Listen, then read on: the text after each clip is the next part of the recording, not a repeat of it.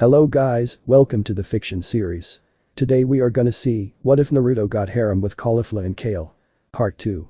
If you want more awesome fan fiction like this, don't forget to hit that subscribe button, so without wasting any time let's get into the video. Haku frowned as she looked over the wounded teenager in front of her. As soon as her opponent had deployed such a cowardly tactic to escape her attack, Haku deactivated her technique, letting the mirrors of ice shatter and fall to the ground around her. Now, here she was, looking over Kale, as she had heard her teammates call her. After a brief while of slowly removing her senbon, she smiled when Kale took in a gasp of air and slowly began to sit upright. Keeping her down, Haku said, "Wait. Don't try to move just yet. Let me remove the senbon. I can't believe your ally would use you as a shield to protect himself. Is that a common practice among Konoha shinobi?" Kale slowly shook her head. "No. Sasuke's well, he's a jerk. I'm not surprised he'd do this to me." "I see." Haku said as she removed the last of the senbon. Helping Kale sit up, she looked towards her teammates, seeing that their appearances had changed. "Any idea what's going on with those two?" The Saiyan shook her head. "No. I have no idea. It feels like they've reached some kind of new power level, but I've never even heard of something like this before." "Well, whatever it is, it looks like they're getting ready to kill Sasuke.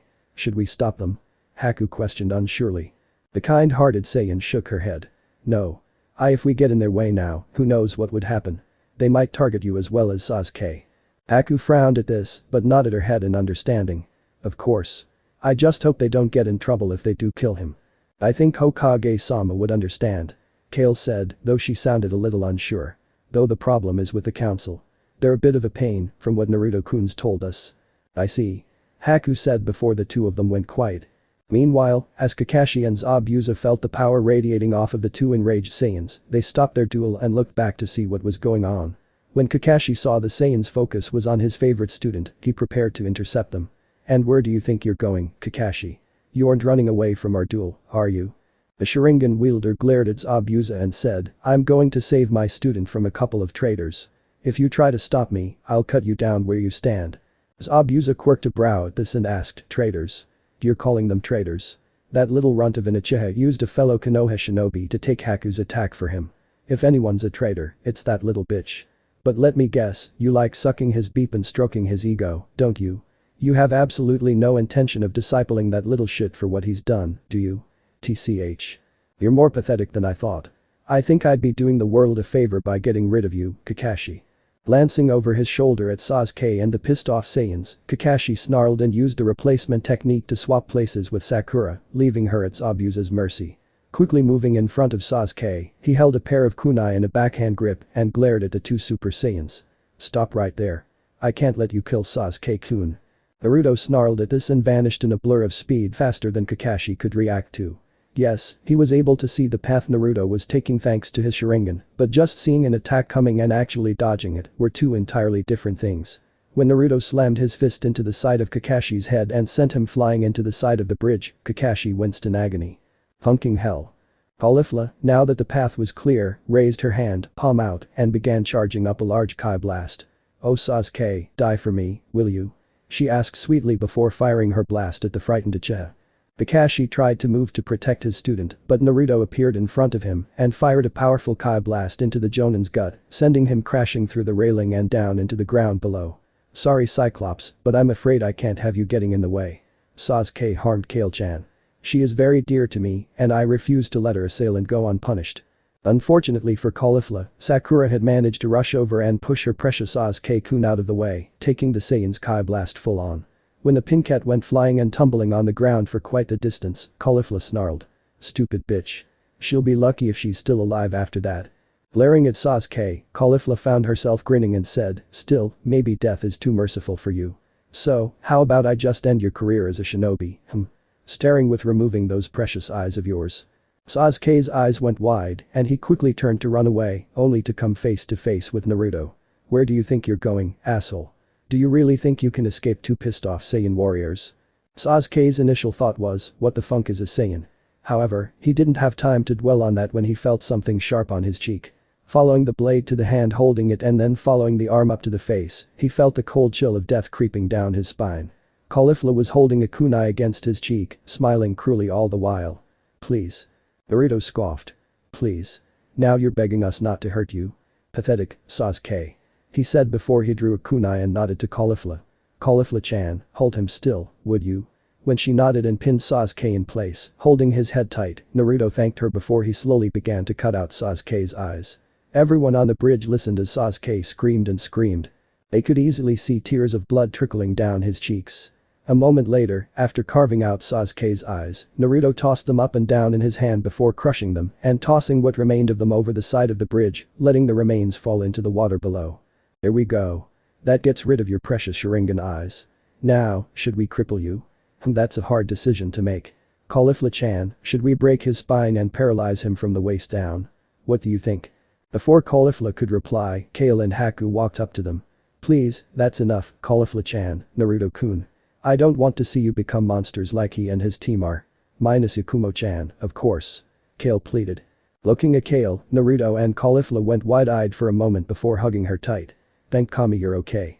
Naruto exclaimed. We were so worried about you. Are you alright, Kale? Caulifla asked, looking her sister figure over for any damage, aside from what she could initially see. Haku removed her mask and smiled at them. She'll be just fine. I still can't believe that jerk swapped places with her like that. Trust me, it's not really a surprise. Sasuke really is that much of a beep. Naruto said with a sigh. After a moment, he looked himself over and then looked at Caulifla, noticing almost for the first time just how different her appearance was and how he felt. What I really want to know is what the heck happened to us. I felt so furious and then I was like this. Caulifla nodded in agreement as she looked Naruto over. Have to admit, the new look suits you, Naruto. She said, grinning at him. Anyways, same thing happened with me. I felt this uncontrollable rage overtake me and then not quite sure how to phrase it. I feel strong. Kinda like I could take on a damn army or something. Same here. It feels amazing. At the same time though, it feels like there's a constant drain on my energy. It's not much, but still Naruto said before willing himself out of this form. As Naruto returned to normal, Caulifla frowned for a moment before she looked at her hands. Clenching them into fists, she shot a glare at Sasuke and said, I feel it too. It's not bothering me, but it's still there. But right now, I'm more concerned with Mr. Asshole over there. I still want to kill the punk for what he did to Kale. Kale frowned and hugged Caulifla. Let it go, sister. He's not worth sullying your hands over. Besides, Naruto-kun told us before that Sasuke is beloved by the village. It's bad enough that his eyes have been removed. It'll just paint a target on your backs. Then there's her, Kale said, looking at Sakura. I think she's dead. That's not going to sit well with those in charge. The same could be said about her parents. Caulifla scoffed at this, but powered down anyways. Looking at Sakura's unmoving body, she sighed and walked over to the downed girl. Kneeling down, she felt for a pulse and frowned when there wasn't one. Yeah, this bitch is dead. She shouldn't have given her life for an asshole like that, though. Pity. It was at this moment that Kakashi walked up and saw the state of his two genin. Damn you both. I swear you'll pay for what you've done. Anko chose this moment to walk up and deck Kakashi, knocking him to the ground. No, they won't. Hokage-sama will hear about what you three did, and when he does, you'd best be prepared for when he tears into your ass. You're in deep shit, Kakashi, and you'll be lucky if you get to keep what remains of your team. And I've already told you before, I'll be the one to discipline my team if need be. And right now, I don't see a need to. After all, you disobeyed orders, both of you did. Then Sasuke used Kale-chan to take a hit for him.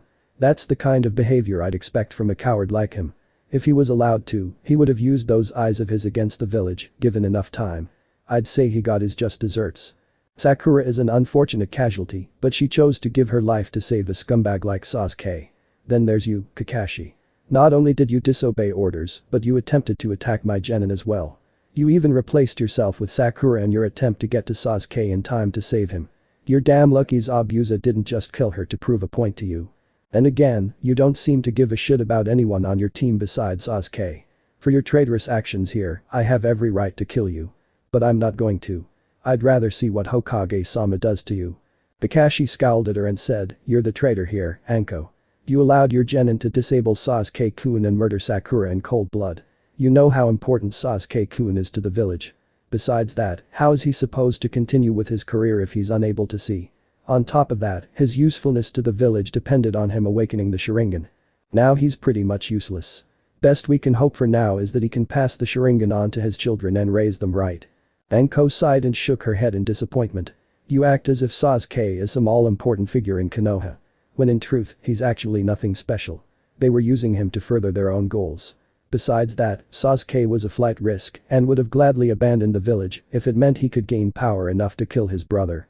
This should hopefully teach Sasuke a valuable lesson. But I highly doubt he'll learn it. Before Kakashi could offer a word of protest, Zabuza walked up with Haku at his side. I'm disappointed in you, Kakashi of the Sharingan. Even as wicked as I am, I would never have stooped so low. I expected better of a shinobi of your caliber.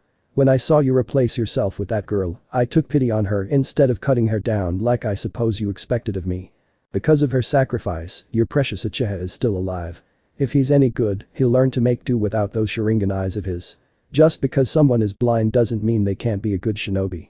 Anko turned from Kakashi to face Zabuza with a frown on her face. I assume this means you're not interested in fighting us anymore. Zabuza shook his head before pointing at Kale. Well, you were busy torturing that snot-nosed brat. This one told Haku about Gato's death and she proceeded to tell me. If I'm not getting paid, then there's no point in fighting. Besides that, I'm sick of all of it.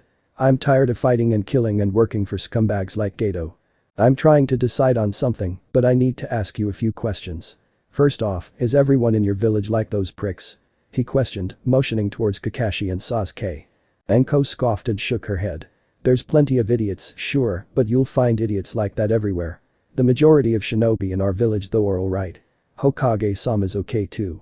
He was kinda iffy, I guess, for a while, but he seems to be getting some of his spark back, little by little. But yeah, not everyone is like these idiots. Good to know. Second question. Would the Hokage accept the two of us into the village? Like I said, I'm tired of this life. It's no way to live, especially not for Haku. I know she looks up to me and loves me regardless of what I choose to do, but I can't help but worry for her. So, would we be welcome there? Kakashi scoffed and said, as if I'd let you anywhere near Konoha. Anko kicked Kakashi in the nuts, listening as he screamed from the pain. Afterwards, she returned her attention to Zabuza with a pleasant smile on her face. Ignoring the idiot, if you were willing to join our village, I'm sure Hokage-sama would love to have you. It'd be great if you wanted to join the shinobi corps. But I'd understand if you declined to do so. I'm sure the life of a missing nin can't have been easy. Zabuza looked at Kakashi for a moment before looking at Anko. Sweat dropping at what he had just witnessed, he decided to just roll with it. Okay, so that's a thing. Anyways, I'm really just looking for a place to set down roots, sort of. So long as Haku is well taken care of, then I'm fine. She's like a daughter to me and I want to see her happy.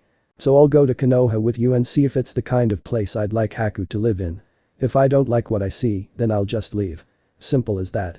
Caulifla folded her arms across her chest and narrowed her eyes at the man. Pointing her thumb at Haku, she said, so long as she doesn't try to hurt Kale again, I'm good. Haku frowned and said, I wasn't aiming to hurt her.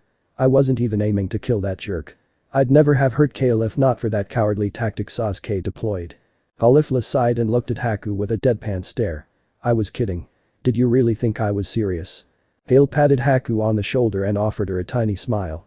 Sorry, Haku-san. Caulifla was only teasing you. I promise. Haku looked a bit uncertain, but soon sighed and shook her head. It's okay. I'm grateful that you don't blame me for what happened to Kale. I appreciate it. Meh, nothing to get all worked up about. Caulifla said as she looked from them to Sasuke. Him though? I still feel like killing the little punk, but whatever. What do you say we help Tazuna finish up this bridge so we can go back home, huh? Sounds like a good plan to me. Naruto said. Turning to Tazuna, he asked, since your helpers are gone, what do you say to allowing us to work on the bridge for you? If it helps, I can create a small army of shadow clones to assist us and make things go faster.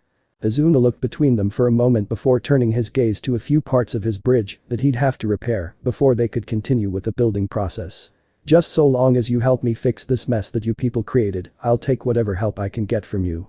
Looking towards the spot where he had blasted Kakashi, Naruto chuckled a little nervously. Yeah, sorry about that. Oh well.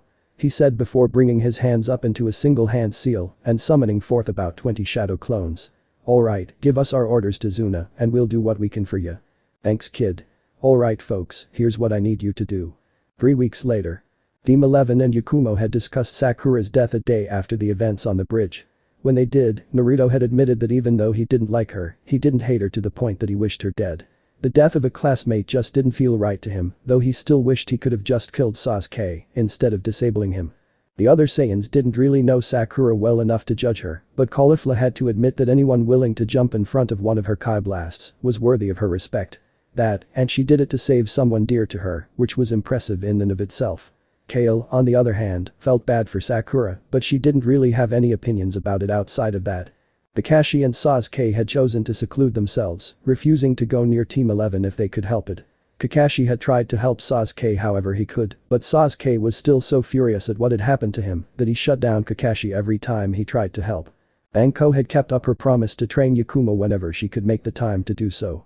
The Kurama heiress had asked if Anko could see about adding her to Team 11, but Anko had admitted that she didn't know if that would be possible, or even if she could keep up with the trio of Saiyans. However, Yakumo was insistent and soon convinced Anko to at least try. Now, however, they were back in Konoha, and the villagers that saw the state Sasuke was in were horrified. Aside from that, they also took notice of the lack of a certain member of Team 7. When they began looking at Naruto with accusing stares, he scoffed and flipped them off as he walked with his teammates and friends to the Hokage tower. Kakashi was left to guide Sasuke after them, as Sasuke refused to allow Kakashi to simply carry him everywhere. As they walked, Zabuza and Haku couldn't help but notice the glares directed at Naruto. "Geez kid, the funk did you do to these people to make them hate you so much?" Naruto glanced at Zabuza for a moment before looking forward again. "Not a damn thing, Zabuza. They've hated me from the moment I was born. And trust me, I'm not kidding about that." Zabuza's eyes widened for a moment before he nodded in understanding. "I see. Only a few reasons I can think of for why that'd be. Either you're a Jinchuriki or something else is at play here," he said, eyeing Naruto curiously. "So which is it?" Naruto chuckled dryly and said, "I'm a Jinchuriki. The QB Jinchuriki, to be exact. That should tell you everything you need to know." The swordsman winced in sympathy. "Damn kid. You have my sympathies." "Meh, I'm used to it by now. Now I just don't give a crap. And I'm strong enough to crush anyone that tries any kind of shit against me, so they have a real reason to fear pissing me off now," Naruto said with a shrug of his shoulders. "Enough. We're here," Anko said as they entered the Hokage tower and ascended the stairs, heading for the Hokage's office. Ignoring the secretary, they entered the Hokage's office and approached him. "Hokage-sama, Teams 11 and 7 reporting in. Well, one member of Team 7 at least. Kakashi and Sasuke will be here soon." Hiruzen frowned as he looked between the members of Team 11 and Yakumo before his eyes finally settled on Zabuza and his apprentice. "It seems you've got quite a lot you need to tell me. Not the least of which is what happened to Sakura." Anko sighed and rubbed the back of her head. "Yeah. To put it bluntly, Hokage-sama, things went to shit. When we caught up to them, Kakashi was pinned down by Zabuza here and Sakura and Sasuke weren't faring too well either. Caulifla took care of Zabuza, but Kakashi was not happy about me taking charge of the mission and insulted each of my genin, treating them as if they were trash. Pissed me the hell off. Anyways, as per your orders, we hunted down Gato and ended him and his men. Kakashi, Sasuke, and Sakura were real pains in the ass the entire time though. Trying to interfere with us and our mission and generally just making life difficult. Sadly, it seems Zabuza and Haku hadn't learned about Gato's demise, so they showed up later when we went to the bridge. I had ordered Kakashi and his team to hang back so I could talk to Zabuza if and when he appeared again. Unfortunately. It was at this moment that Kakashi walked in with Sasuke and shot a glare at Anko.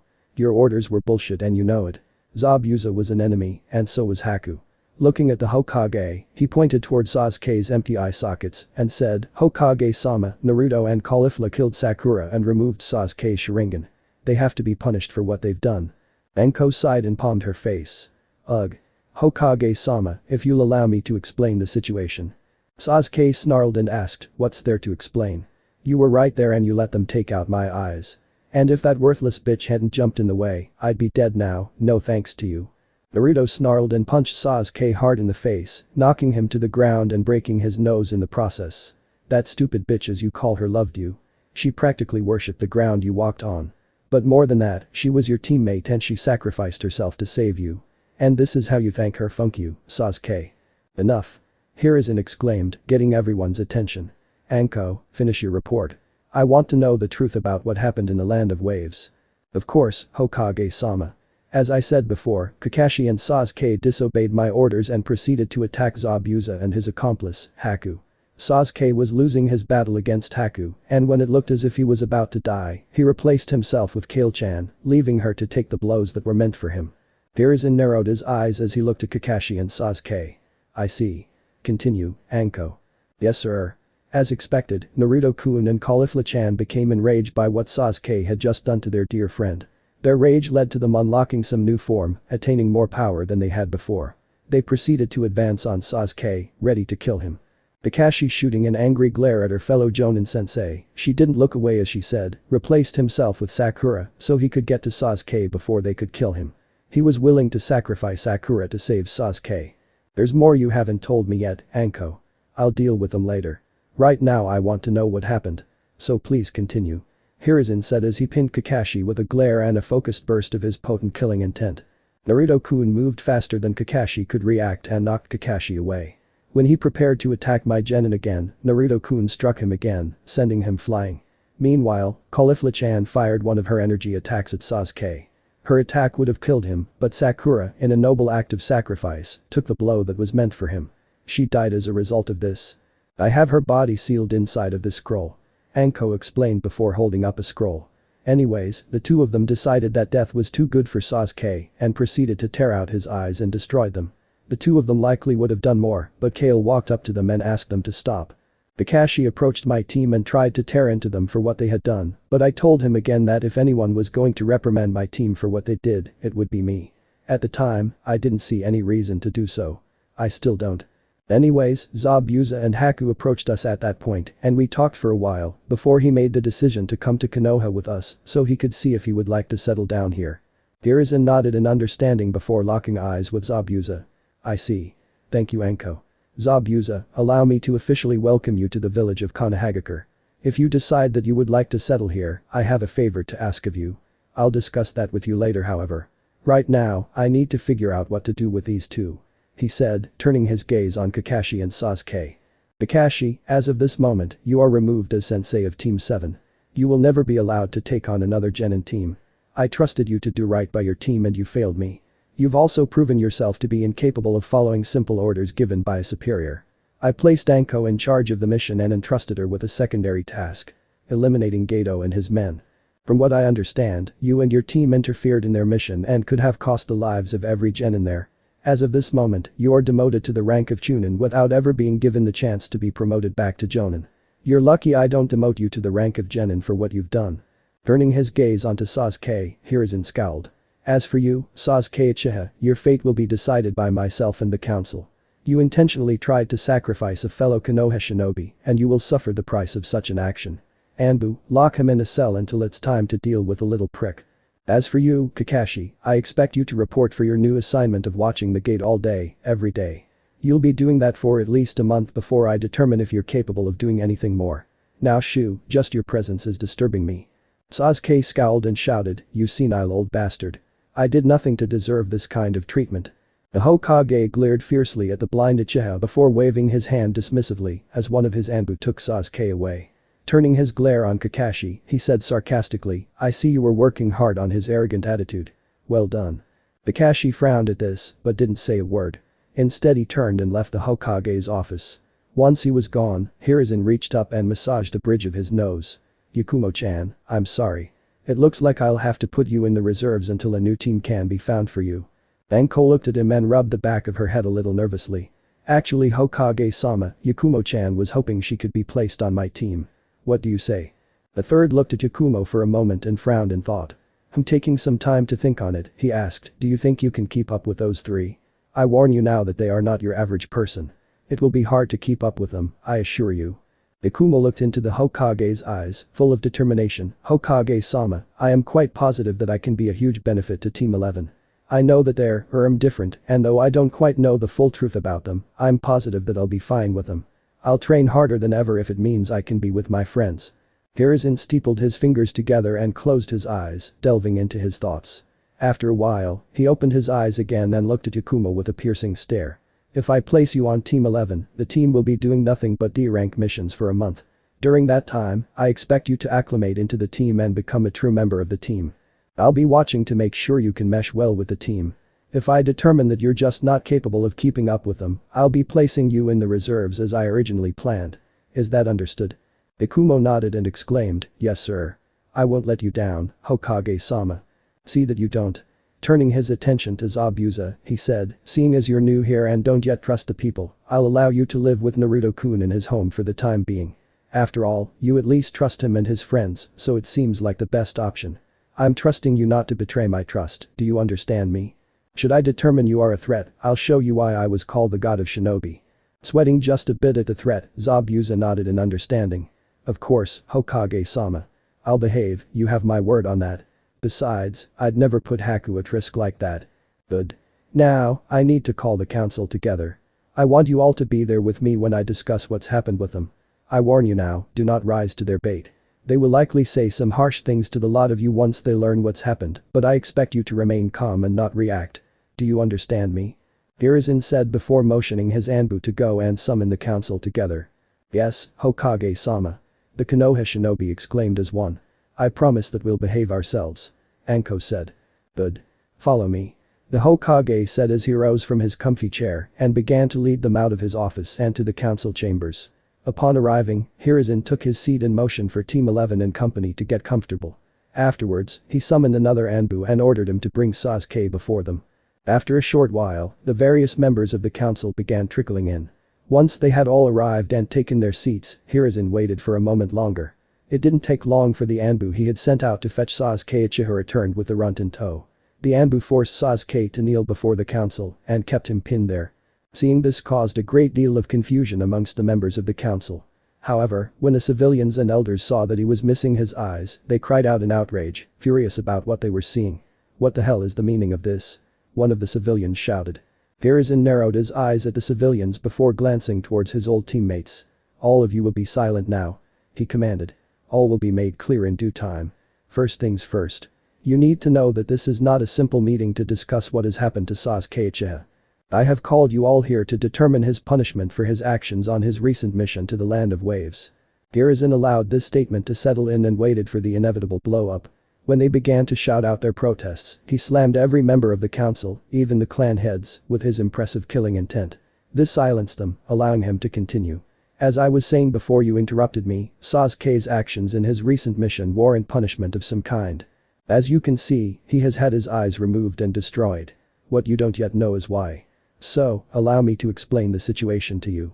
Over a month ago, Sasuke decided to demand a higher rank mission from me after only a short time of doing D ranks.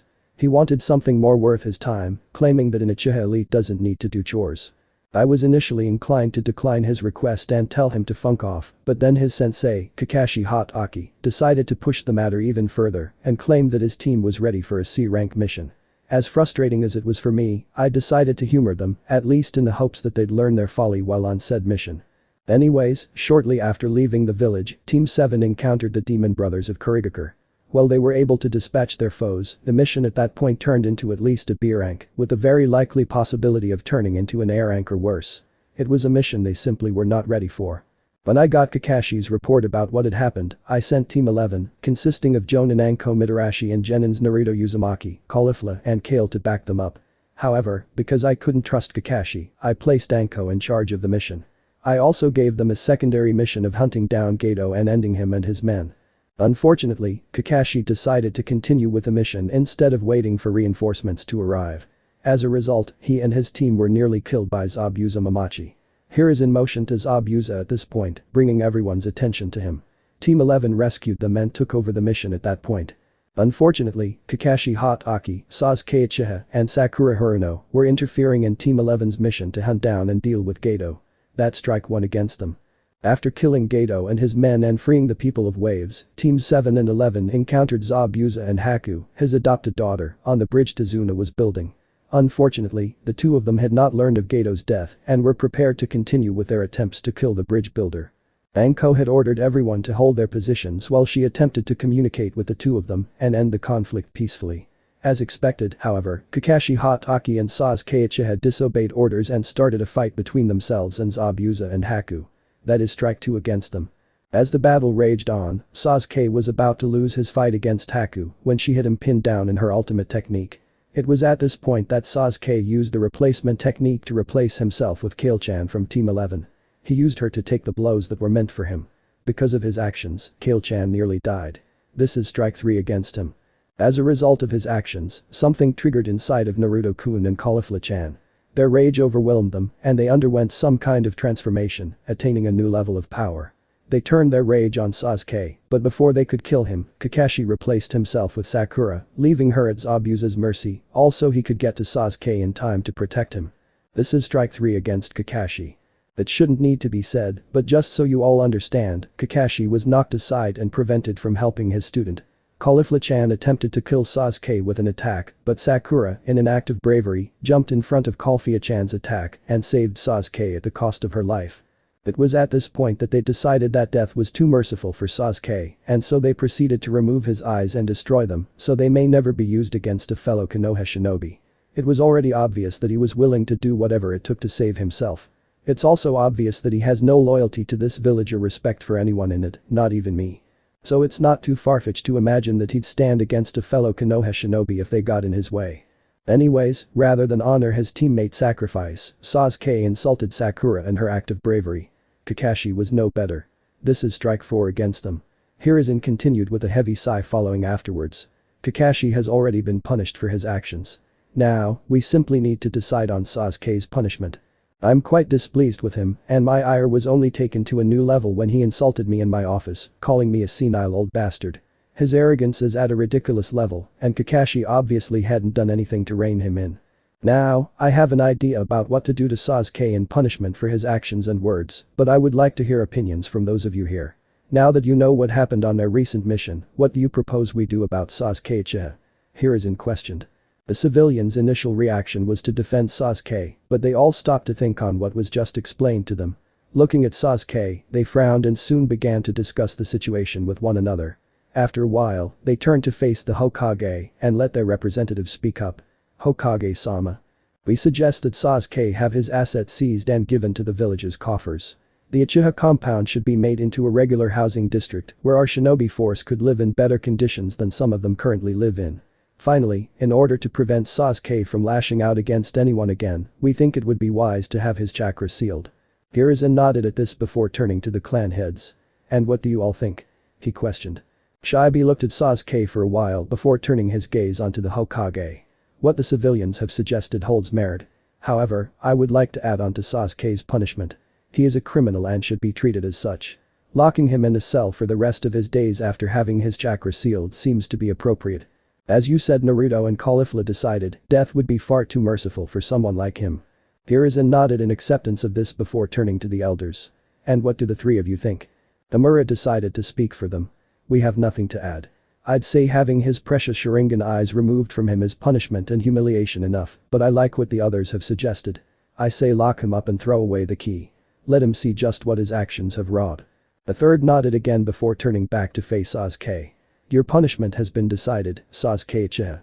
Your assets will be taken and put forth to bettering the village. Your compound will be given to the people to serve as a housing project for the people, most especially the shinobi of Konoha, to reside. You will also have your chakra sealed before you are thrown in prison. However, I have one more punishment to add. You will have sperm drained from you to be used to impregnate willing women so we can restore the Uchiha clan from scratch and raise them to be respectful and respected members of society. They will be raised properly and trained to become far better than the Uchiha of old.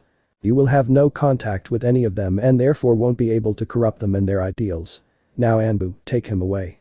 After an Anbu appeared and then disappeared with Sasuke, Hiruzen let out a frustrated sigh and shook his head in disappointment. It's a shame about what happened to Sakura.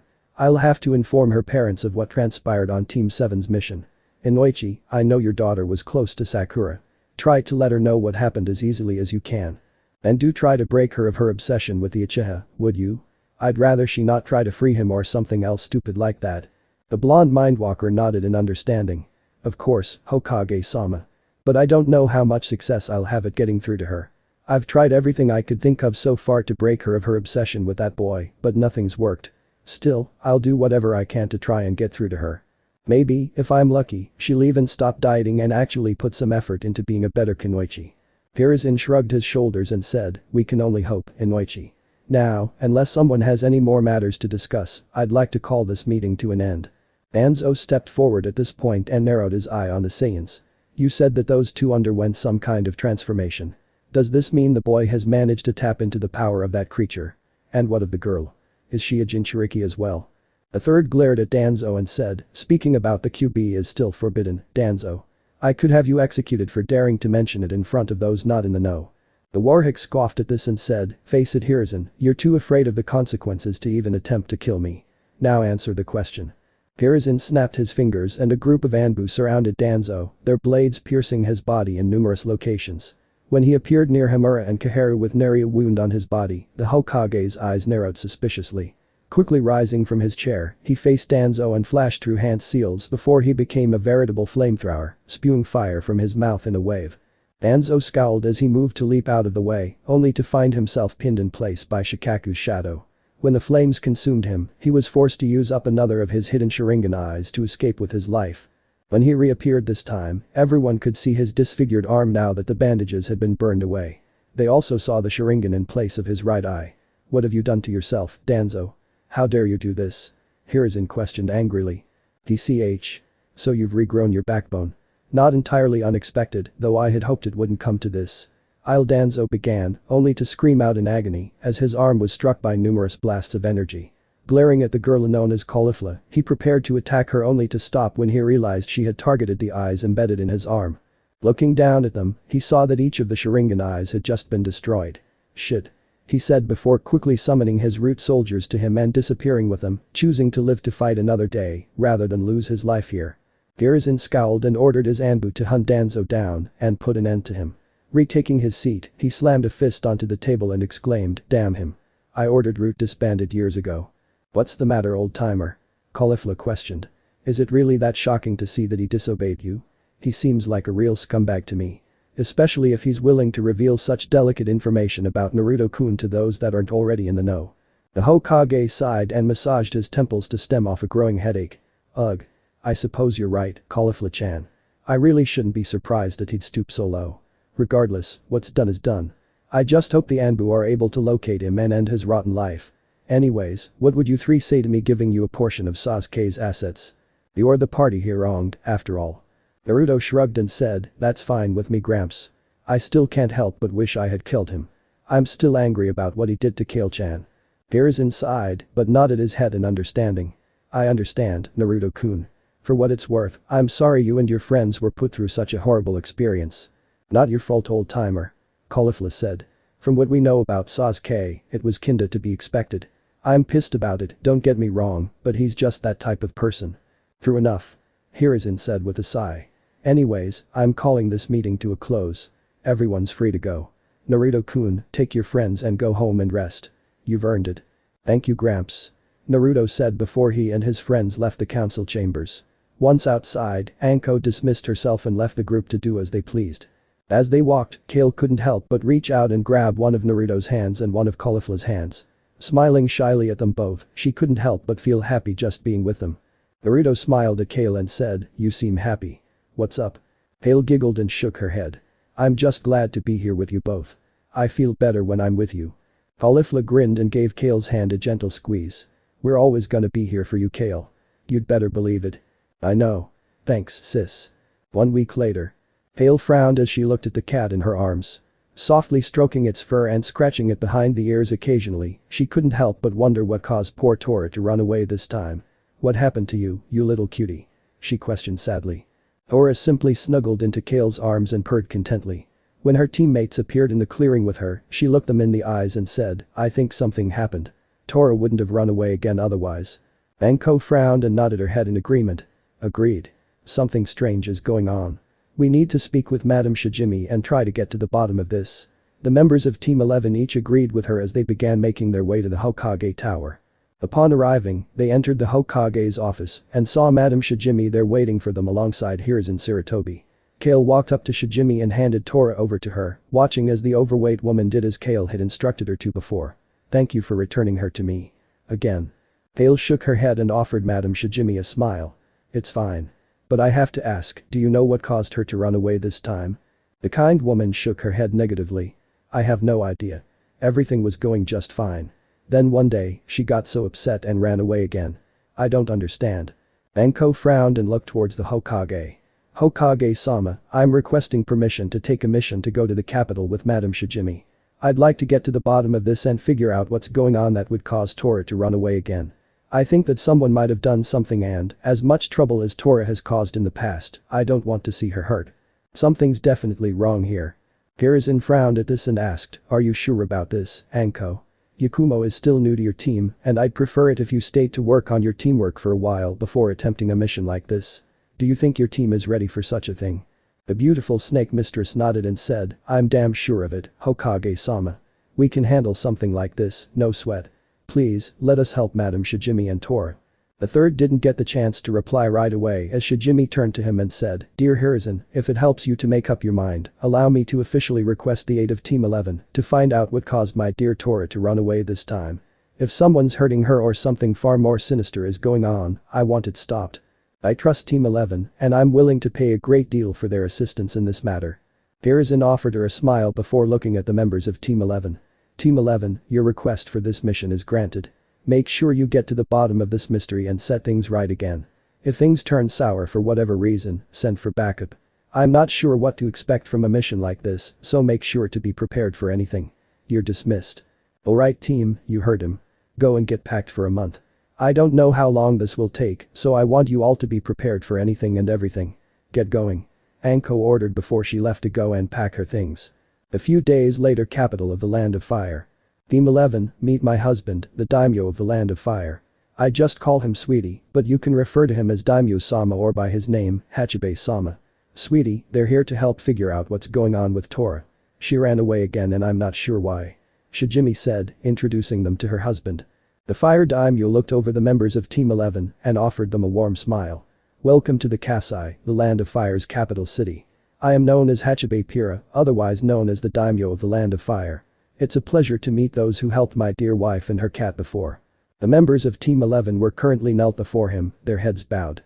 This naturally irritated the hell out of Caulifla, but she dealt with it because she knew that there were times to be respectful, and this was definitely one of them. Anko looked up into the daimyo's eyes and said, It's a pleasure to make your acquaintance, Daimyo-sama. I just hope we can figure out what's happening so we can help Tora. I don't like the thought that someone might be purposely hurting her, but there's a definite possibility that someone is. We're here to find out what's happening so we can fix it. Of course. If you require any kind of aid from me, I'm more than happy to give you whatever you need. Of course, you're all more than welcome to use a few of my palace's guest rooms during your stay here. I'm sure they'll be far more comfortable than sleeping outside like you're no doubt used to, what with all those important missions you shinobi take all the time. Each member of Team 11 grinned at this and nodded their heads in thanks. Thank you, Daimyo-sama. We truly appreciate your generosity. Anko said professionally. Very good. The daimyo said before he clapped his hands a couple of times, summoning forth a servant. Lead these good people to a couple of guest rooms, would you dear girl? They need to get settled in before they begin their mission. Be sure to treat them as you would any important guest to Kasai. The woman bowed to her leader before she motioned for Team 11 to follow her. When they arrived at the guest rooms a short while later, Anko motioned for her genin to follow her into one of the rooms. Sitting down on one of the beds, she looked seriously at the four genin. Alright, we're not here to screw around. Something very strange is going on, and I've got a feeling we're not gonna like what we're about to find. I want all of you to be prepared for combat at any time. Our primary goal is to find out what's going on with Tora. In order to do this, I want to keep an eye on the daimyo as well as Madam Shijimi. The majority of us will focus on watching Tora in her everyday life. 2 of you will be watching the daimyo and Madam Shijimi in secret while the rest of us tail Tora. Make sure to keep your headsets equipped and on just in case we need to stay in touch with one another. Do you understand? Hale frowned and asked, do you really think the daimyo-sama or his wife might be doing something to Tora? Anko frowned as well and shook her head. I'm certain Madam Shijimi isn't doing anything to harm Tora. However, I'd like to know what she does throughout the day and what her interactions are like with Tora just so we can rule her out. As for daimyo-sama, we're shinobi, we're naturally suspicious of pretty much everybody. Whether it's done consciously or not, daimyo-sama may be doing something to hurt Tora. I highly doubt it though. Still, I want to know what he does throughout the day so we can rule him out too. Oh, and be careful when you try to watch him as the 12 guardian ninja will be protecting him at all times. If they deem you a threat to the daimyo's life, they will take action. If they approach you, do not fight them. Just inform them about what you're doing and hope they understand. Do you understand me? Each of the genin nodded before Yakumo asked the all-important question, so who's watching the daimyo and his wife? Anko looked at Naruto and said, you're going to be watching the daimyo. You're the stealthiest member of the team and should be able to go without detection. Just be extra careful, Naruto-kun. Naruto nodded in understanding before banging a fist against his chest. Of course. Just leave it to me, Anko-sensei. Good. Kale-chan, Anko began as she turned her gaze to Kale. Because of your rapport with Madame Shijimi, you will be watching her throughout the day. Try to stay out of sight, okay? Yes, Anko-sensei. I won't let you down. Good. The rest of us will be watching Tora from different vantage points. We're going to be keeping an eye out for anything suspicious. We need to see just what Tora does in a regular day. If she's getting into something she's not supposed to, or if someone's hurting her, or if things just seem off, we will take note of everything. I want to ensure Tora's safety, so if anything seems wrong, we'll intervene and keep that cat safe. Of course, Anko-sensei. The genin exclaimed. We won't let you down. Nodding her head in acceptance of this, Anko said, alright kiddos, let's go. As of this moment, the mission has begun. Let's keep that cat safe. Naruto frowned as he watched the daimyo go about his routine. He was a very busy man that obviously did the absolute best he could for his people and his land as a whole. From what he had seen so far, he was honestly kind of amazed that the man remained sane through it all. He also had some amazing protection in the 12 Guardian Ninja. Though, now that he thought on it, it was rather strange. He had only seen a few of them, so where were all the others? Shaking that thought off, here he focused his attention on the daimyo and his current company. He seemed to be in a meeting of sorts with his advisors. It was a basic enough affair, and he was growing rather bored with all the discussion about politics and the general overview of the finances for the city and the village of Konohagakure. He was sort of tuning in and out of the conversation. Naruto was more focused on trying to figure out if he was a threat to Tora in any way. So far, he hadn't had any interaction with the little hellion, and there was no mention of the cat either. However, as the daimyo and his advisors discussed whatever it was they were chatting about, Naruto suddenly sensed a great deal of negative emotions, practically rolling off of one of the daimyo's advisors. And, if he didn't imagine it, Naruto was sure he saw the advisor's face morph into a scowl for the tiniest of seconds. If he had blinked, he was sure he'd have missed it. As it was, he was wondering if he just imagined it, but he quickly shook that thought off. Eyes narrowing in suspicion, he watched the advisor carefully, trying to get a good read on the man. The daimyo didn't seem to notice anything was off about the man, but it was obvious to Naruto that this guy was bad news. Something just didn't sit right with him, so he decided that it would be a good idea to keep an eye on this particular advisor. After some time, he slipped away unnoticed and pressed a finger to his headset. Sensei, I don't know if this has anything to do with the mission or not, but one of the daimyo's advisors is practically radiating ill intent. It's got me worried for the daimyo's safety and for that of his wife. Something just doesn't feel right here. Anko's voice could be heard over the radio. That's not good. Change of plans then. Naruto, I want you to shadow that man and see what he's really up to. Contact us when you have some more information. Kale, how are things on your end? Kale's voice could be heard saying, Madame Shijimi seems to be going through her daily routine so far. She's talked to herself a bit about how worried she is for Tora, but she really hasn't been up to much. So far, it seems perfectly normal. Anko could be heard humming and thought for a time. Alright. Kale, I want you to continue shadowing Madame Shijimi. I want to know more about her interactions with the people. I have my suspicions, but I want concrete evidence before I rush to any judgments. We'll continue following Tora. That damn cat's smart. She's already sensed us a few times, but she has yet to run into any form of trouble. Whatever's troubling her, I want to get to the bottom of it. Keep us posted, Naruto, Kale. Despite the fact that his teammates couldn't see him, Naruto nodded in response.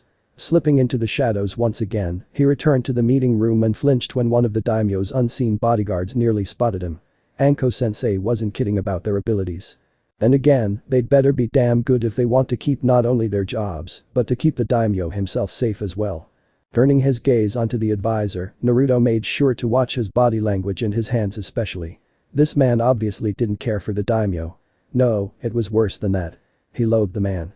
Naruto watched as his fists clenched and unclenched in the span of a few seconds. Naruto scowled as he watched this and chanced a glance at the daimyo's guards. If they haven't noticed this man's strange behavior by now, then he might need to look into hiring better protection. A short while later, the meeting came to an end, and Naruto watched as the daimyo and his guards vacated the room.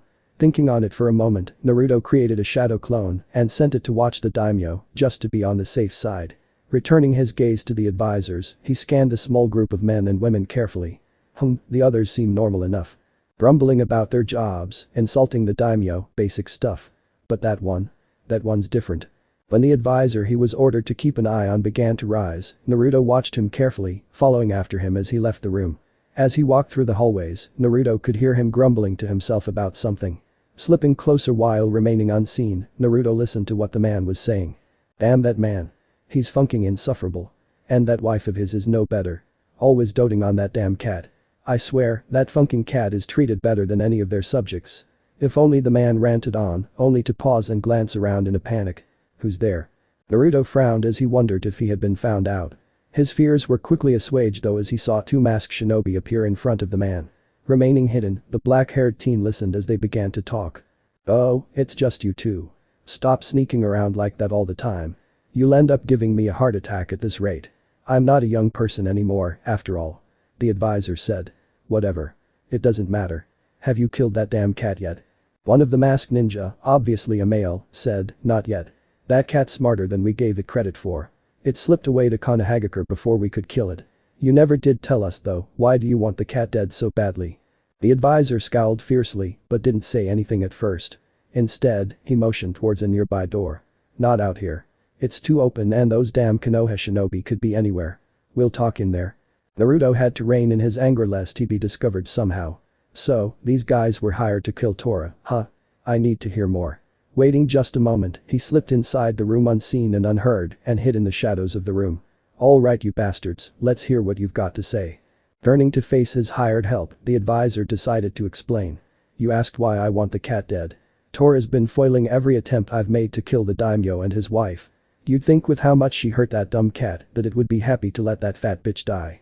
I've tried numerous times to poison Shijimi to get her out of the picture, but that cat always found a way to save her. Nothing has ever worked and it's all that damn cat's fault. They may not realize it, but their stupid cat has been saving their lives for 2 years now. Now do you understand why I hired you to kill that goddamn cat? It's in the way of my mission." The black-haired Saiyan scowled as he heard this. "I think I've got more than enough information now to settle this. Still, what's this about a mission?" One of the masked shinobi had the same question in mind, apparently, because she asked, "You've never mentioned a mission before. Did somebody send you to assassinate the fire daimyo and his wife?" The advisor scowled and said, "I didn't hire you two just so you could ask questions of me. But, if it'll help my cause any, then yes, I was sent here to get close to the daimyo so I could act as my country's spy. I was then given orders to assassinate the daimyo and his family, that stupid little cat included. I'm only following the lightning daimyo's orders here. I just hate having to play nice with that idiotic fire daimyo and his ugh. Madam Shijimi is just hideous. She's annoying and obnoxious too. Always doting on that funking cat. How that thing didn't die before that Konoha genin showed her how to care for it properly is beyond me. I wish it had, because then my mission wouldn't have turned into such a shitstorm."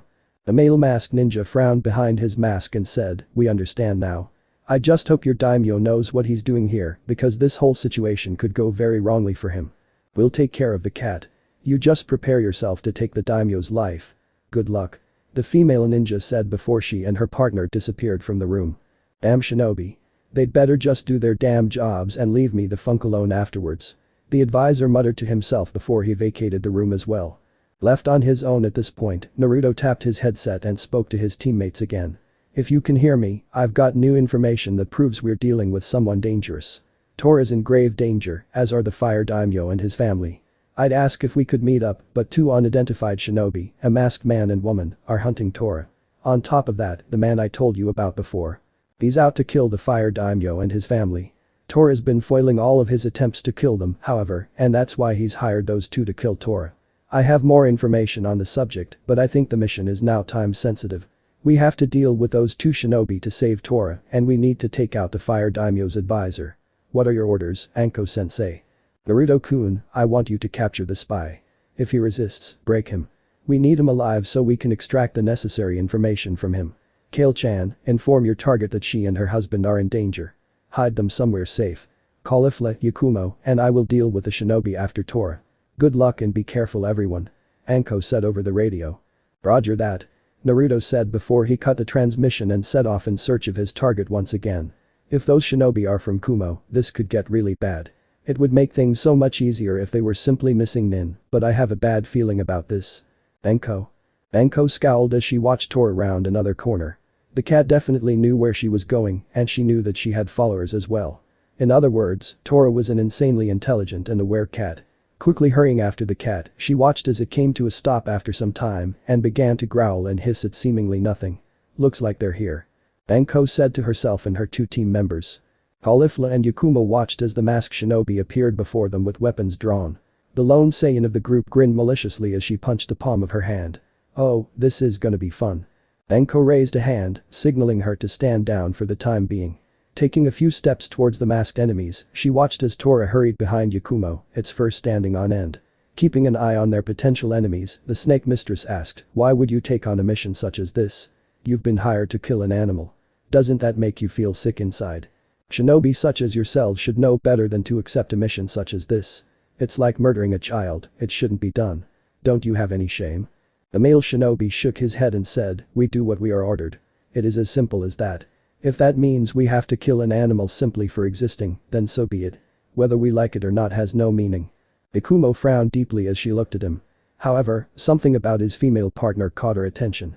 "Sure, you may feel that way, but what about her?" she asked, narrowing her eyes on the masked female. The masked woman flinched and looked warily at her companion for a few moments. Casting her gaze downward, she reached up and removed her mask. "I don't like this. It's just a cat. Assassinating the fire daimyo is one thing, I'd be able to do that. But not this cat. I can't do it." The masked man scowled behind his mask. "Yujito, you do realize what will happen to you if you fail to follow through with Raikage-sama's orders. If you do this, you will be considered an enemy.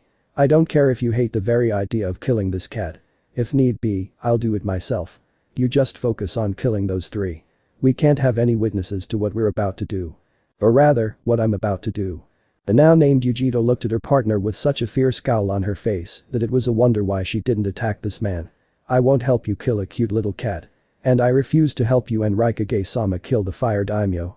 If that means I'll be labeled as a traitor, then fine. I'm sorry it's come to this, then," the masked man said as he went to form a hand seal. However, before he could do anything, he felt something puncture his arm. Glancing down, he saw a snake, fangs buried in his skin. Funky muttered before suddenly collapsing to the ground. Anko stepped up to the downed man before withdrawing a kunai from within her holster. Without a word, she thrust her kunai into the man's throat, watching as he suffocated on his own blood. Once he had perished, she looked into Yujito's eyes and said, "Thank you." However, Yujito, a fair-skinned woman with long blonde hair, black eyes and a light shading of red lipstick, nodded slowly. "I know. I'm still technically an enemy and there are procedures you're supposed to follow. I won't resist." Caulifla stepped up to them and looked down at the deceased ninja. "Well, that's a bit disappointing. I was looking forward to a good fight." Ikumo giggled a bit and said, "You'll soon realize that not every mission requires combat expertise. Some require patience, quick thinking, espionage, etc." "Well, that's boring." The busty Saiyan responded. "Oh well. Hey, Anko-sensei. I love the way you work. This guy never stood a chance." The snake mistress nodded before she turned to look at Tora. "Yujito, I'm not going to tie you up. I'm trusting you know to pull anything. However, you're returning to Konoha with us so we can deal with this situation the proper way. At the moment, we have more pressing concerns. Namely that rotten scumbag plotting the daimyo's demise. Yakumo, carry Tora. We're going to pay a visit to Naruto-kun and his target." Ikumo nodded and gently scooped Tora into her arms. Scratching her under the chin for a moment, listening as the cat began to purr, the Genjutsu specialist giggled and rubbed her nose against Tora's. "You are so cute, Tora. Come on, let's return you to your mommy and daddy." Anko smiled at the scene before she began walking off towards the palace. "Hokage-sama is going to be pissed, I can see it now. Naruto. You can't do this to me. Don't you know who I am, you rotten flea bag?" the traitor exclaimed, absolutely furious with Naruto for putting him in this situation. What had the Saiyan done, exactly? He had broken the man's legs and arms, leaving the false advisor without the ability to stand, crawl away, or pretty much resist at all. "Flea bag? Really?" Naruto asked, sighing afterwards. "Whatever. I'm sure once Daimyo-sama and his family learn what you had planned for them and their cat, that you'll wish I had killed you. You do know that you can make this easier on yourself, right? All you have to do is tell me the truth about why the lightning daimyo sent you. Why would he want the fire daimyo dead? Why send you?" "I'm not telling you a damn thing," the man exclaimed angrily. "Nothing you do can make me talk." "Then it's a good thing it isn't him that will be doing the interrogating," Anko said as she walked up to the group with her team and Yujito in tow. "If you know anything about Konohagakure's shinobi corps, then you have likely heard of me. If you're smart, you'll talk now. If not, well," tapping a finger against her chin, Anko grinned sadistically at him and said, "I'm sure you'll just love to find out what I can do to you." The man simply scoffed and said, "Well, sorry, but I don't got a clue who you are. Obviously you're not special enough to mean anything to me or Daimyo-sama." Anko smirked and said, "Oh, how wrong you are. While Anko tortured the man, enjoying his screams as if they were music to her ears, the others watched as Kale walked up to the group with the fire daimyo and his companions in tow. Just what is going on here? Why are you torturing one of my advisors? I thought you were here to help Tora. Naruto turned to face the daimyo and explained the situation to him peacefully. My apologies, daimyo-sama. This advisor of yours has been plotting your assassination for quite some time now. Based on what I overheard, he's been trying to kill you and your family for a few years now. Tora was protecting you in her own way. That's why he was trying to remove Tora from the picture. I know you have no reason to believe us over the word of your advisor here, but I assure you it's the truth. Before her husband could say anything, Madame Shijimi spoke up. No, I believe you, Naruto-kun. Thank you all for all your hard work. You've done an exceptional job. The fire daimyo sighed and said, agreed. Tell me, who was this man working for? Naruto frowned and said, I overheard him telling his hired help that he's working for the lightning daimyo. Anko-sensei can hopefully get more information out of him because that's all I really know. Ujito stepped forward and bowed to the fire daimyo. Sir, I have news as well. I was one of those hired by this man to help him assassinate Tora. I refused to go through with it and I helped Tora escape the first time before my partner could kill her. I believe Tora did what she did to protect you. I'm terribly sorry for all the trouble we've caused. The fire daimyo looked hard into Ujito's eyes before his eyes went to her headband. Akumagakure Kunoichi. Tell me, why would the Raikage agree to send you and your compatriot to help in the attempted murder of my family and me? Depending on your answer, I may have to take drastic action. Ujito winced and found it impossible to look the fire daimyo directly in the eyes. The Raikage agreed to the mission because he wanted to make a preemptive strike against Konoha and the Land of Fire as a whole. Assassinating you would be a huge step towards conquering Konohagakure. You were pretty much the equivalent of a stepstone on his path to glory and conquest. The fire daimyo closed his eyes for a time as he mulled over the information he had just been given. The silence was making Ujito increasingly more nervous and she could feel a trickle of sweat sliding down the back of her head, then her neck, and finally down her back. When he finally spoke, the blonde woman let loose a sigh of relief. It would seem I need to deal with them most harshly. But first, there's the matter of the Chunin exams coming up soon in Konohagakure. Is it safe to assume he will be sending teams to Konoha for the exams? Ujito nodded and said, that actually presents another problem, daimyo-sama. The Raikage has entered an alliance with the village of Itagakure, or rather, Orochimaru and his goon squad. Sunagakure has also gotten involved. Kurigakure and Iwagakure haven't entered the alliance yet, but there's no telling if they will at some point. Orochimaru's plan is to invade Konohagakure during the final matches of the Chunin exams. It will be an attack on 3 fronts, and I'm not sure if Konoha can withstand the onslaught. Hachibei was scowling at this point. It was plain to see that he was beyond furious. I see. You will come with me to Konoha. We need to discuss the situation with Hiruzen and decide on a course of action. I'd love nothing more than to cancel or postpone the Chunin exams, but that would tip off our enemies that we know of their plan. No, we need to come up with a suitable strategy so we can fight back and rout the enemy armies. But first, is it safe to assume that you're willing to defect to Konohagakure in exchange for this information? The blonde woman nodded and said, I cannot agree with the Raikage's plan, nor that of the lightning daimyo. I refuse to be a tool for them any longer.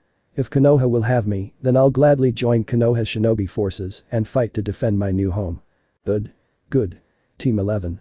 Seeing he had their attention, Hachibei smiled at them and said, you have performed a remarkable service for me today. I'll ensure that the 5 of you are paid handsomely for what you've done. If I may ask one more favor from you, I would be most gracious. Anko smiled at the daimyo and said, whatever you need, we'll perform to the best of our ability, daimyo-sama. Good. I ask that you act as escorts for my wife and myself. We'll be journeying together back to Konohagakure, after all. Hiruzen and I have much to discuss and quite little time to prepare for the coming war. The daimyo said, a scowl clear as day on his face. Rest assured, Konohagakure will have my full support. And once the Chunin exams are completed, I plan to lead the charge against this new alliance. Starting with that treacherous snake, Orochimaru. As for Suna, I have a feeling I know why they've joined this alliance. With Hiruzen's help, I plan to deal with that particular problem within the week. Hopefully my fellow daimyo doesn't prove to be a complete imbecile. Anko frowned at this point and asked, do you know something, daimyo-sama? Why would Suna enter an alliance with Orochimaru and the Raikage, of all people? Hachibei looked into Anko's eyes and said, I do. The Wind Daimyo is outsourcing missions to Konohagakure. He's depriving his own hidden village of money, missions, etc. just to hire Konoha shinobi for whatever he needs. And I think I know who's responsible for creating this particular problem. Danzo Shimura. He's very good at making enemies where once were allies. I'm quite positive he's manipulated things somehow for the good of Konoha. I think it's high time he pay the price for his many crimes. Enko scowled at this and said, damn that man. Why Hokage-sama hasn't just dealt with him by now is beyond me. It's plain as day that he's evil as can be. I hate to say it, but he's worse than Orochimaru. Kami, that felt weird to say. Looking at Naruto at this point, the daimyo nodded and smiled sadly at the young man. I've heard a great deal about you, Naruto Uzumaki. I know of your burden, and I know what has transpired in Konoha since your birth. You should know that Danzo likely had something to do with releasing some very important information regarding you and what you hold. Danzo views you Jinchuriki as weapons and nothing more. Not people, but combat drones that should obey his every whim. If he had his way, he would use you as a weapon of war, with no regard to what might befall you. As Enko said, Danzo is pretty much the definition of pure evil. It's high time somebody did something about him. There will be no talks, no peaceful option. No, the only thing awaiting Danzo at this point is a swift death.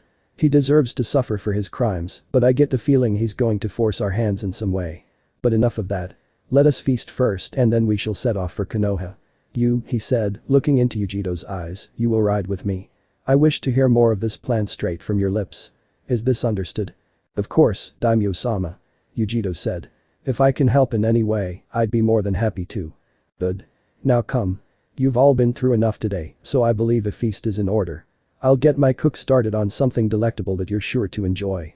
Hachibei said before he began leading the way. However, he paused and glanced towards the traitorous advisor. Can someone dispose of this man? His mere presence sickens me. Enko nodded and was about to torch the man's body, but one of the guardian ninja appeared and quickly disappeared with the spy's bound form. Shrugging her shoulders, she decided to just say funk it and followed after the daimyo and the others. This mission had taken quite the interesting turn, and it seemed they were on the path of war. This is going to really suck. Days later, Konohagakure. Hachibei hadn't even given the Hokage the news yet about the danger Konoha and the Land of Fire now faced. No, as soon as he entered the village, he headed straight for the council meeting chambers. Upon arrival, he took the position meant for him, should he ever visit Konoha. Upon taking his seat, he waved his right hand and watched as two of his guardians appeared before him. Call the council together, Hiruzen included. Do not explain the situation to any of them. Simply inform them that a meeting has been called and they need to get here as soon as humanly possible. I will not accept tardiness from any of them. With nods of their heads, the two men disappeared to go and gather the council. Once they were gone, Hachibei looked at Team 11 and smiled kindly at them. You will remain at my side. I trust you to help me deal with any threats, especially from those damned elders. Hi, Daimyo-sama. Each member of Team 11 said. Soon enough, the various members of the council walked in, the civilians noticeably complaining about being summoned when they were busy. When they saw the daimyo, their tunes quickly changed and they hurriedly took their seats. The next to enter were the elders, followed by the clan heads. Finally entered the Hokage. When he took his seat, the daimyo looked around at everyone before his eyes settled on Hiruzen. Some things have come to my attention that you and everyone in this room need to hear. But first, allow me to extend my deepest gratitude to the members of Team 11.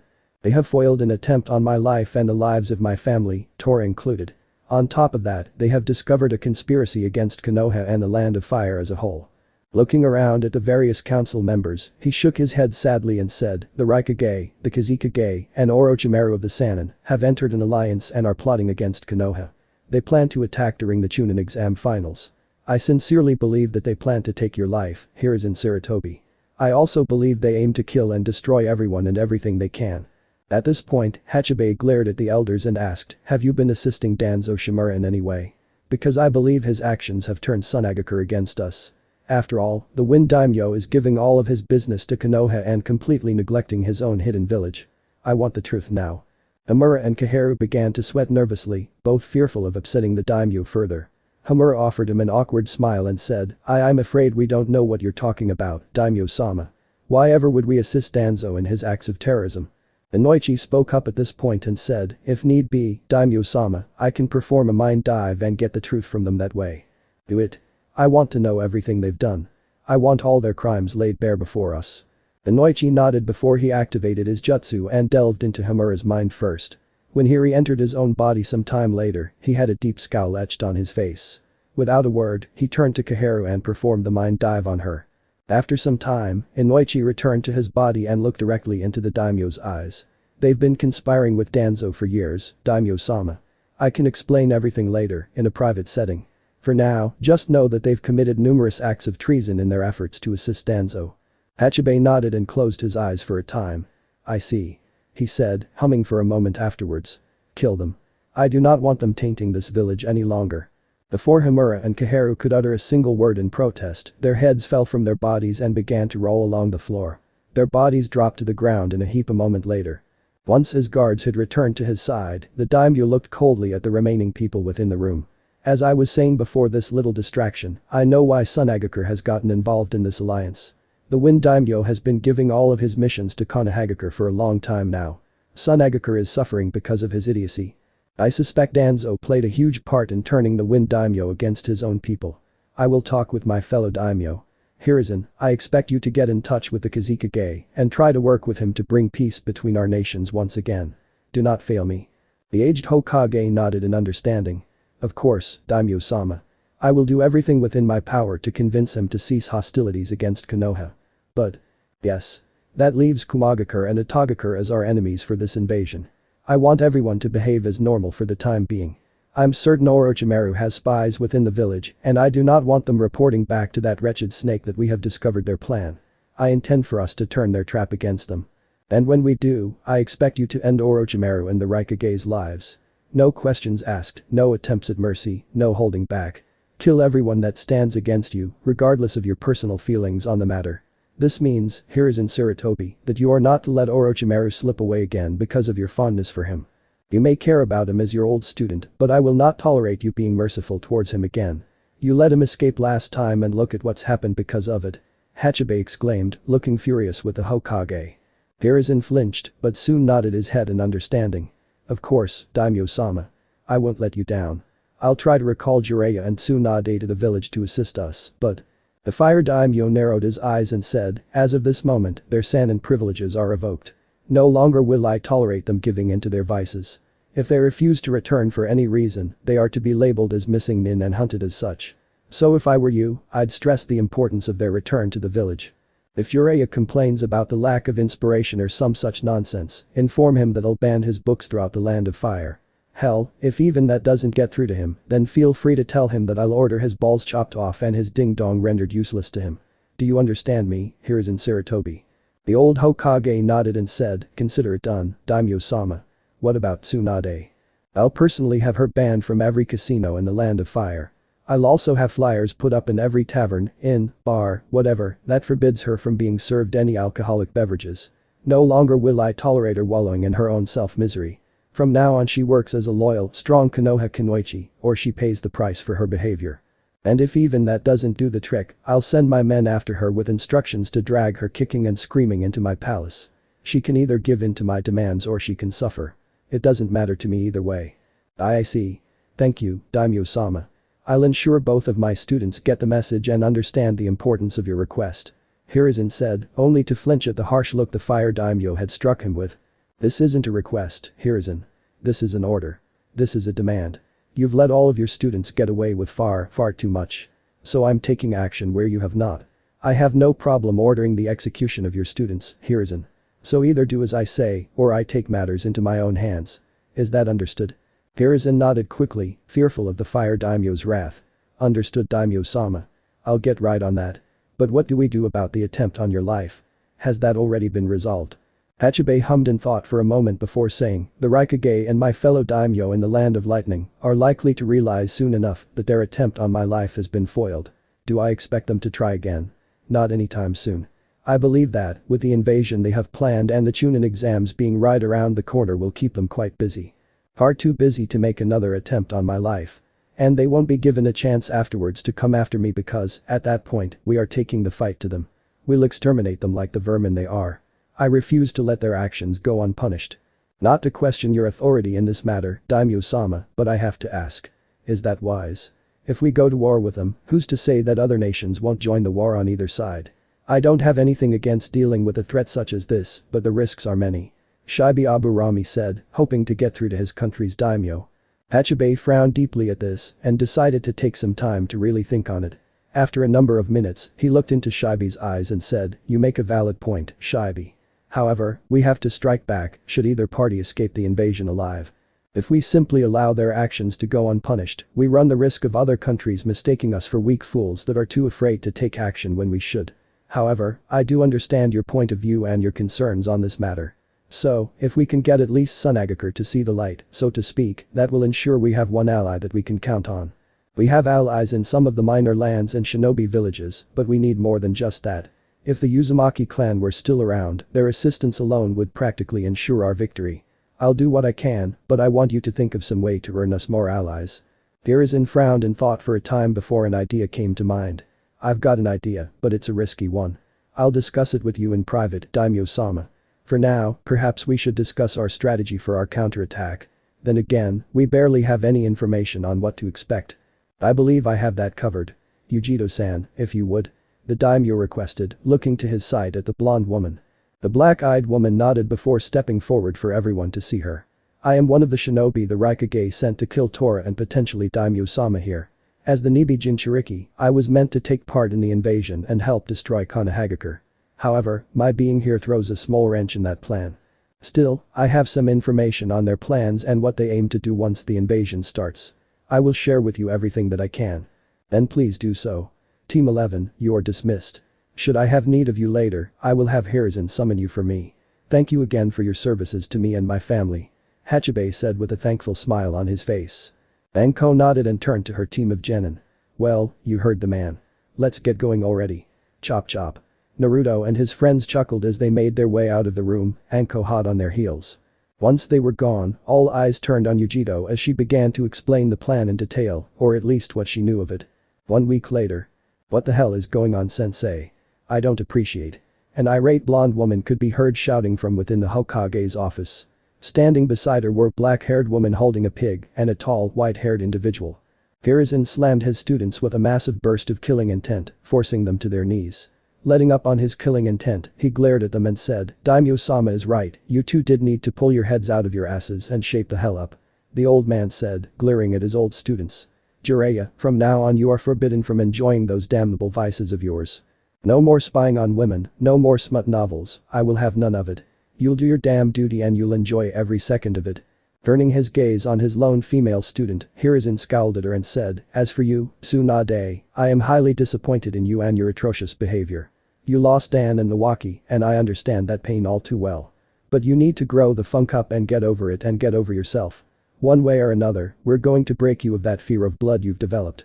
You're going to start training our forces in the art of medical ninjutsu. From now on, every team will have at least one medic shinobi. And don't even think about trying to fight me on this, Tsunade.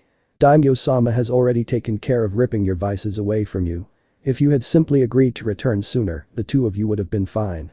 Too bad you refused to listen and had to be dragged back here. The Sannin's eyes widened in shock and horror. But what about my inspiration? My novels? Without those? Jiraiya exclaimed, clearly unable to believe what was happening. Hiruzen glared at the Toad Sage and said, no. More.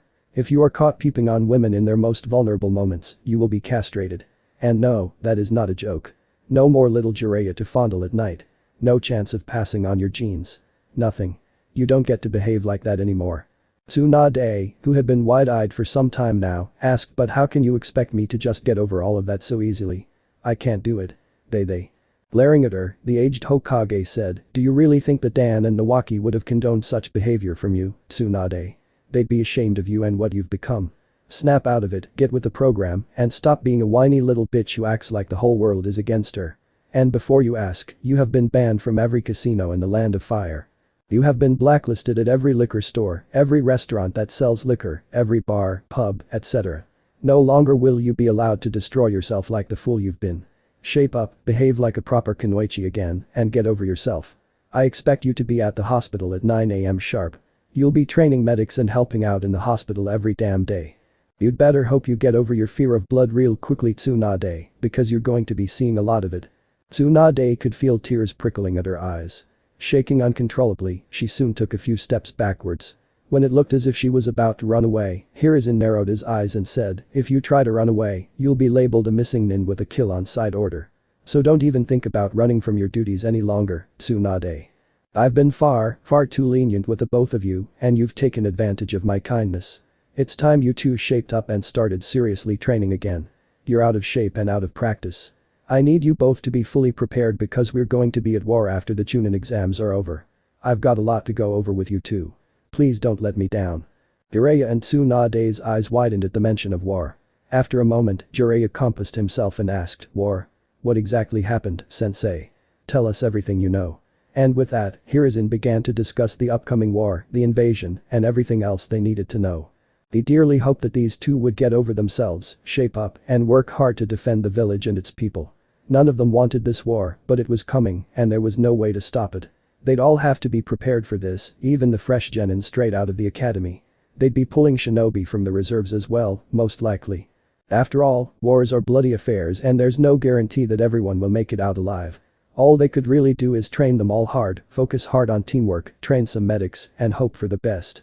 And if it came down to it, Hiruzen knew he'd have to unleash Naruto on their enemies and hope he could harness the power of the beast inside of him. "I'm sorry Naruto, but there's a good chance you'll be used as a weapon of war rather than an individual with feelings and a mind of your own. I just hope you can forgive me if that happens." So this part ends here.